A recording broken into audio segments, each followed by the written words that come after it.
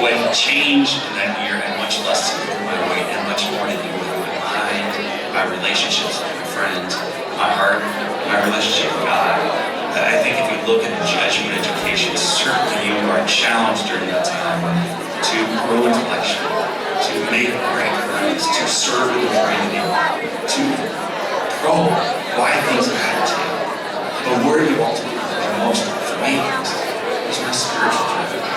The Smet lit me up for faith, for service above self. We have a motto at the Smet, men for others.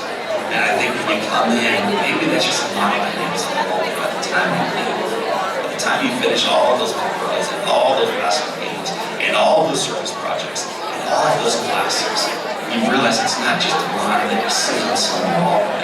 It's one that is alive and well in your heart, in your actions, in your words, in your beliefs. It's also one that you carry forward through the university, into your career, into your family life. It's one that I hold on to still years later, each day.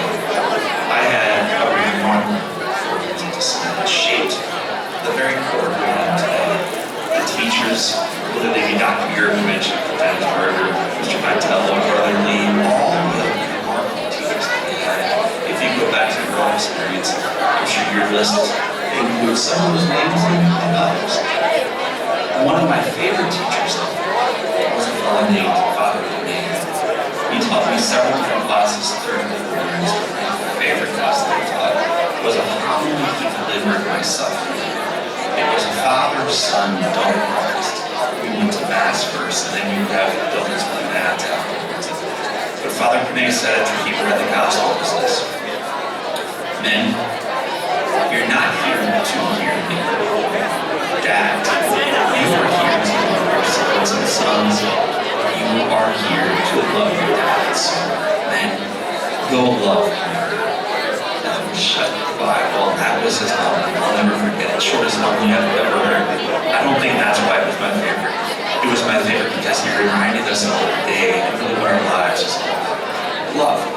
And tonight, you're not here to listen to me. You're here to lift up the values of the Smet. You're here to give generously. You're here to be with your friends and family every day. And you're also here, I think, right now to welcome the great leader of the Smet. He's my friend, he's someone I look up to, someone that I respect highly. His name is Father Sidney, and so with you, my friends, I'd like to welcome him right now, Father Sidney. Father Sidney, thank you for all of you.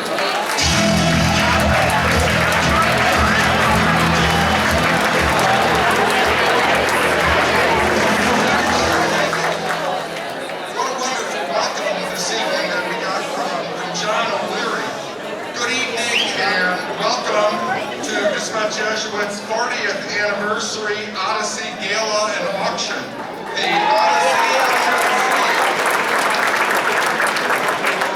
The auction chairs and the committee chairs and all the volunteers and everyone have planned a spectacular evening for all of you.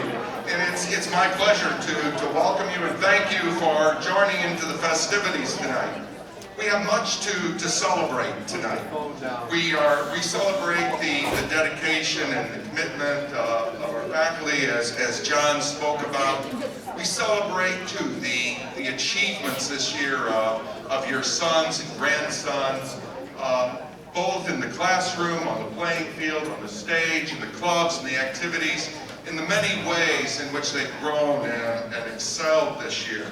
And we celebrate tonight all of you. The great support